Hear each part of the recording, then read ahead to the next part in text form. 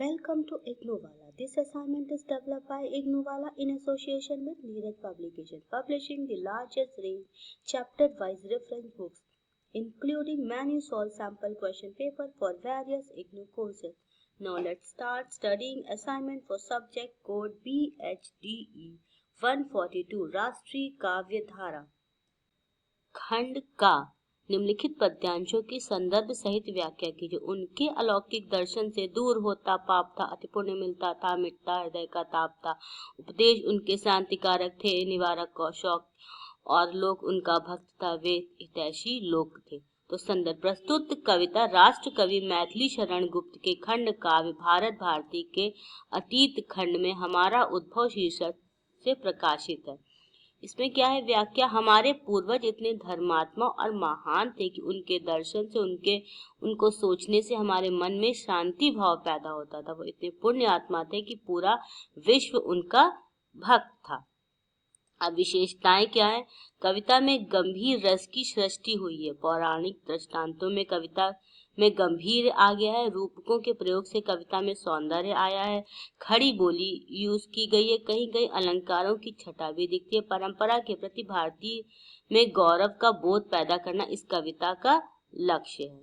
अगला पद्यांश है। चाह नहीं मैं सुर बाला के गहनों में गूथा जाऊं, चाह नहीं प्रेमी माला में बिंद ब्यारी में ललचाऊं, चाह नहीं सम्राटों के शव पर हे हरि डाल जाऊं, चाह नहीं देवों के सिर पर चढ़ूं भाग्य पर इठलाऊं, मुझे तोड़ लेना वनमाली उस पद पर देना तुम फेंक, मातृभूमि पर शीश चढ़ाने जिस पद पर जावे वीर अनेक। व्याख्या। यह कविता माखनलाल चतुर्वेदी द्वारा लिखी गई है। माखनलाल चतुर्वेदी जी कहते हैं कि मुझे कोई चाह नहीं है कि मैं किसी भी स्त्री के बालों का गजरा बनूं या किसी के भी स्त्री के श्रृंगार बनूं या ईश्वर के चरणों में या मस्तक पर चढ़ाया जाऊं जिससे मुझे अपने ऊपर गर्व हो। मुझे तो बस उस मार्ग पर फेंक देना जहां पर देशभक्त शूरवीर इस भूमि की रक्षा के लिए अपने प्राणों को त्याग देते हैं। विशेषता क्या है। इसकी विशेषता यह प्रतीकात्मक कविता है। इसमें फूलों को स्वतंत्रता प्रेमी भारतवासी का प्रतीक बनाया गया है। कविता की भाषा सरल और प्रांजल है। राष्ट्र प्रेमी जैसे गंभीर भावनाओं को सरल शब्दों में समझाया गया है। इसकी गहरता और आकर्षक मधुर है। माखनलाल चतुर्वेदी के काव्य में राष्ट्रीय चेतना का उदात्त स्वर देखने को मिलता है। अगला काव्य है। उदित हुआ सौभाग्य मुदित महलों में उजियारी छाई, किंतु कालीगत चुपके चुपके काली कटा घेर लाई, तीर चलाने वाले कर में उसे चूड़ियां कब भाई, रानी विधवा हुई हाय विधि को भी नहीं दया आई, बुंदेले हर बोलों के मुंह हमने सुनी कहानी थी, खूब लड़ी मर्दानी वह तो झांसी वाली रानी थी। यह संदर्भ सुभद्रा कुमारी चौहान की त्रिधारा काव्य संग्रह में संकलित झांसी की रानी कविता की सर्वश्रेष्ठ कविता है। इस पद में लक्ष्मीबाई के जीवन के कठिन समय का वर्णन किया, जिसमें उनकी पति की असमय मृत्यु के बाद रानी अत्यंत दुखी थी। कोई उनकी संतान भी नहीं थी। वे झांसी को संभालने के लिए बिल्कुल अकेली रह गई थी। विशेषता यह है कि ये बुंदेली लोकगीत के आधार पर वीर रस से परिपूर्ण अलंकारों के वर्णन और वैचित्र का प्रयोग नहीं होने पर भी कविता सरस और स्मरणीय है। खूब लड़ी मर्दानी वह तो झांसी वाली रानी था कि पुनर्वार्तक पाठक के मन में जोश और वीर की भावना को बढ़ा देती है। लोगों में राष्ट्रीय चेतना और स्वाधीनता के लिए उत्साह जगाने में सफल है। भाषा सरल सहज और प्रवाहमयी। अगला पद्य आज मुक्ति के अरमानों में मिलकर ये ललकारा है, ओ सब सोने वालों जागो गूंज रहा नक्कारा है। तो यह संदर्भ जो है बाल कृष्ण शर्मा नवीन द्वारा रचित नंद किशोर नवल द्वारा संपादित पुस्तक स्वतंत्रता पुकारती में संकलित है। कवि देश के गरीब किसानों मजदूरों को ललकारते हुए कहता है कि नंगे भूखे लोगों, यह मानव समाज तुम्हारे श्रम के आगे बढ़ा है, तुम्हारे ही बल पर मानव जाति अभिमान करती। तुम उठो और देखो कि देश आजाद होने की इच्छा उठा रहा है। चारों ओर जन जागरण की आंदोलन छिड़ चुका है। स्त्री पुरुष सभी के मन में आजादी के लिए उत्साह बढ़ाते हैं। स्वतंत्रता को हराने के लिए कहते हैं स्वतंत्रता की सुबह होने वाली है, अतः स्वतंत्रता के लिए प्रभात का हंसकर स्वागत करो। विशेषता क्या है। कविता की भाषा परिष्कृत और परिमार्जित है। रूप अलंकार का बढ़ा हुआ सुंदर प्रयास किया गया। वीर रस की छटा है। सामाजिक पदबंधों में कविता की भाषा गंभीर काव्यात्मक है। उद्बोधन का काव्य शिल्प मजदूर किसान के में आत्मगौरव में का जागरूकता की ओर चेतना पैदा करना है। राष्ट्रीयता की चेतना के साथ इसमें मजदूर किसान चेतना का स्वर भी शामिल। अगला प्रश्न है, स्वाधीनता संग्राम के संदर्भ में राष्ट्रीय चेतना के विकास को रेखांकित कीजिए। आधुनिक अवधारणा के रूप में राष्ट्रीय भावना की परिभाषा। राष्ट्रीयता की चेतना हमें सांस्कृतिक उन्नयन में संलग्न करती है। एक ऐसी चेतना जिसमें वृहद भूभाग के प्रति लोगों की जाति और सांस्कृतिक अस्मिता का प्रश्न होता है और उनकी उन्नति के लिए वे एकजुट होकर कार्य करते हैं। उस समय जैसे हमारा देश पराधीन था तो हमें स्वाधीनता के लिए एकजुट होना था। एक राष्ट्र के रूप में भारत का विकास। भारत का इतिहास एक वृहद शक्तिशाली राष्ट्र के रूप में अति प्राचीन रहा है। किसी भी भूभाग से समन्वित हितों के समृद्धि एवं राष्ट्रीय एकता को रूप के प्रतिपादित होती है। भारतीय साम्राज्य का पतन गुप्त काल के पश्चात होना शुरू हुआ था तथा विदेशी आक्रमणों के पश्चात मुगलों द्वारा स्थापित सत्ता ने पुनः इसके वृहद रूप को समायोजित किया। उपनिवेशवाद के विरुद्ध संघर्ष। भारत देश की विविधता में एकता का देश है। यह धर्म, संस्कृति, संप्रदाय की विविधताओं के पश्चात भी अपनी एकता और अखंडता को अक्षुण्ण बनाए हुए उपनिवेशवादी देश इंग्लैंड भारत की आधारभूत संरचना को ध्वस्त करने में लगा था। भारत एक कृषि प्रधान देश है। या तो हुई कृषकों की समस्या, लेकिन मध्य वर्गीय लोगों को भी ब्लैक कहकर तथा सम्मान अधिकार देकर उपेक्षा करना शिकार बनाया जाता था। अतः मध्यम वर्ग में ही इन आंदोलन के नेतृत्वकर्ता बने गांधी, नेहरू, सुभाष आदि नेताओं ने विशेष को भूलकर संपूर्ण राष्ट्र की संकल्पना के आधार पर संघर्ष किया और अपनी स्वतंत्रता को हासिल किया। अगला प्रश्न है, आधुनिक भारतीय साहित्य की पृष्ठभूमि पर प्रकाश डालते हुए नव जागरण की विशेषताओं पर चर्चा कीजिए। नव जागरण और राष्ट्रीयता की विचारधारा एक दूसरे से गुथे हुए हैं। आधुनिक प्रवृत्ति के रूप में ही दोनों को जाना जाता है। पाश्चात्य शिक्षा के प्रसार एवं राजनीतिक एकता के फलस्वरूप भारत में राष्ट्रीयता का उदय हुआ। नव जागरण इसकी पृष्ठभूमि में चेतना का कार्य कर रहा था। नव जागरण ने ही स्वात्म चेतना की विकसित किया और व्यक्ति में अपनी स्वाधीनता की प्रकृति अधिकार समझने लगी। सबसे पहले क्या आई? आर्थिक चेतना। आर्थिक रूप से हो रहे शोषण को नवजागरण के अग्रदूत राजा राम मोहन राय ने सर्वप्रथम उठाया। हिंदी साहित्य में भारतेंदु हरिश्चंद्र ने इसे नाट्य रूपांतरण द्वारा प्रदर्शित किया और आर्थिक हमला ही उपनिवेशवाद का मूल उद्देश्य था। जो अंग्रेजी शासन आया उसने क्या किया? सबसे पहले अपनी कंपनियां स्थापित करी। हमारा देश सोने की चिड़िया कहा जाता था। तो सबसे पहले हमें आर्थिक रूप से दबाया जा रहा है। फिर राजनीतिक चेतना। राष्ट्रीय आंदोलन के उदारवादी नेताओं ने सक्रिय राजनीति में भाग लिया। राजनीतिक आधिपत्य के रूप में कुछ सामंतों को टैक्स लेकर उन्हें शासन का अधिकार दिया, किंतु केवल कठपुतली के रूप में। तो ऐसे हमारा राजनीतिक शोषण हुआ। तो फिर उसके लिए हमें राजनीतिक चेतना की जरूरत थी। फिर सामाजिक और धार्मिक जागरण, फिर सांस्कृतिक और वैचारिक जागरण। संस्कृति व्यक्ति और समाज की आधारभूत शक्ति होती है। यह सांस्कृतिक एवं वैचारिक परिणाम के एक शीत युद्ध है जिसकी परिणाम राष्ट्रीय स्वतंत्रता और स्वाधीनता संग्राम में होती। अगला प्रश्न, राष्ट्रीयता के विकास में भारतीय कविता के योगदान पर प्रकाश डालिए। इस समय संपूर्ण भारतीय साहित्य में भारत मातृभूमि के रूप में उदित हुआ। इसी चेतना से बंकिम चटर्जी का गान फूट पड़ा, वंदे मातरम सुजलाम सुफलाम शीतलाम सस्य श्यामलम मातरम।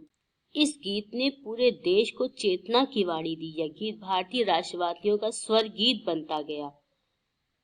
अनेक देशभक्त वंदे मातरम गाते गाते फांसी पर झूल गए। इस प्रकार इस गीत ने राजनैतिक, आर्थिक, सांस्कृतिक स्वाधीनता की ओर पूरे देश को प्रेरित किया। अंग्रेजों ने इस गीत के गायन पर प्रतिबंध लगा दिया था। ये इस स्तर तक बढ़ गया था। सन 1905 में वाराणसी के गोपाल कृष्ण गोखले कांग्रेस की अध्यक्षता के समय टैगोर की भतीजी गायिका सरला देवी ने जनता से आग्रह पर इस गीत को गाया। इसे सुनकर राष्ट्रवीरों में इतना उत्साह पैदा हुआ कि गांधी के असहयोग आंदोलन से वंदे मातरम फिर गूंज उठा। इस गीत की प्रेरणा पाकर भारतीय भाषाओं में राष्ट्र प्रेम की अनेक कविताएं लिखी गई, जैसे मैथिली शरण गुप्त, राम नरेश त्रिपाठी, माखनलाल चतुर्वेदी, नवीन दिनकर। राष्ट्रीयता में एक नया स्वर इसी राष्ट्रगीत से मिला।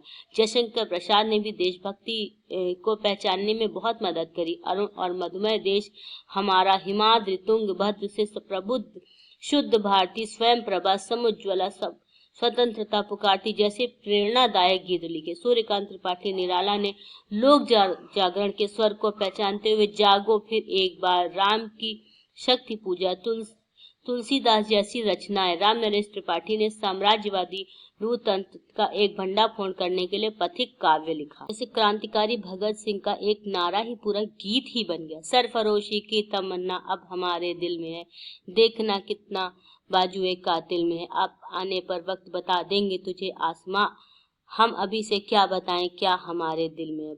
अगला प्रश्न है, मैथिली रणगुप्त के काव्य में निहित नारी सम्मान की भावनाओं को रेखांकित कीजिए। नारी उत्थान भारत के आधुनिक युग की एक महत्वपूर्ण मुद्दा बन गई थी। सदियों से भारतीय समाज में उपेक्षित नारी को 19वीं सदी एवं 20वीं सदी के नवजागरण एवं सुधारवादी आंदोलनों में से एक मनुष्य के रूप में मान्यता दिलवाने का संघर्ष प्रारंभ हुआ। जैसे सती प्रथा, बाल विवाह, अनमेल विवाह, पर्दा प्रथा आदि जैसी बहुत सारी कुप्रथाएं। इन कुप्रथाओं से निपटने के लिए राजा राममोहन राय आगे आए, जिन्होंने सती प्रथा का विरोध किया।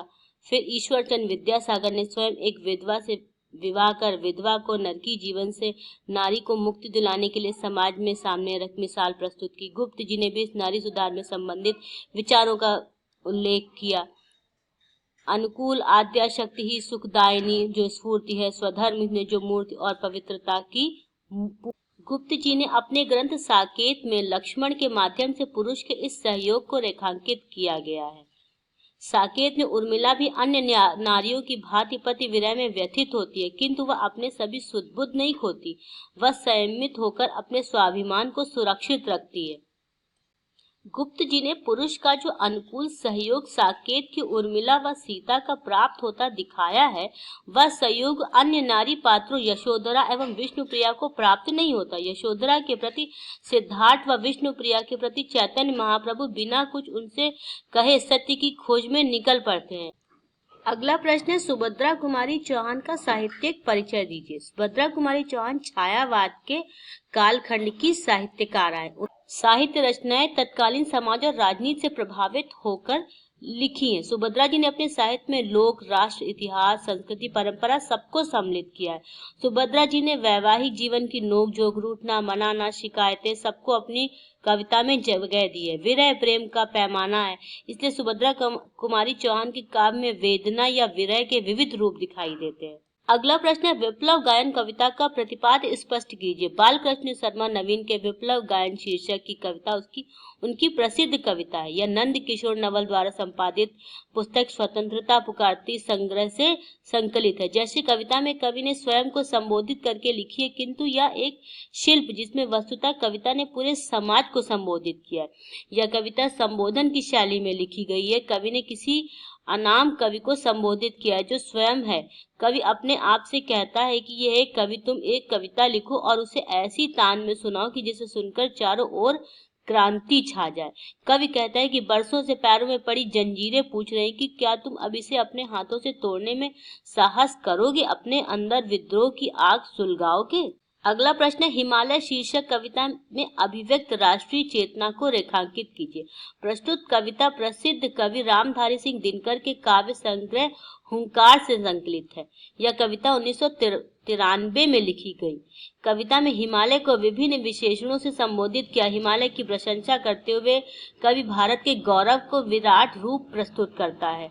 कवि हिमालय से कहता है कि भारत का सारा धन लुट गया और उसका कभी न समाप्त होने वाला वैभव कभी नष्ट हो गया, किंतु तुम भी अभी तक ध्यान मग्न बैठे हो जबकि पूरा देश वीरान हो चुका है। कवि देश के लिए सारा संबोधन हिमालय से करता है। कवि कहते हैं, हे मेरे नागपति, तुम जागो और देखो कि तुम्हारा देश किस तरह वीरान हो गया। चाहे युधिष्ठिर जैसे धीर को स्वर्ग जाने दो, किंतु अर्जुन और भीम को उनके धनुष और गदा के साथ लौटा दो। कवि तपस्वी हिमालय से कहते हैं कि यह समय तप करने का नहीं है। हिमालय, मौन मत रहो और मौन त्याग कर सिंहनाद करो और नया युग तुम्हें जगा रहा है। इस असाइनमेंट को और ऐसे इग्नू सॉल्व असाइनमेंट को डाउनलोड करने के लिए विजिट करें हमारी वेबसाइट ignuwala.com। अब आप नीरज पब्लिकेशन की chapter wise reference book with solve sample paper पर पा सकते हैं अप टू 50 + 15% के डिस्काउंट की ऑफर। इस ऑफर को अवेल करने के लिए Please visit www.neerajbooks.com today for more updates and information related to IGNOU. Please subscribe and also comment below which assignment do you want next. Thanks for watching.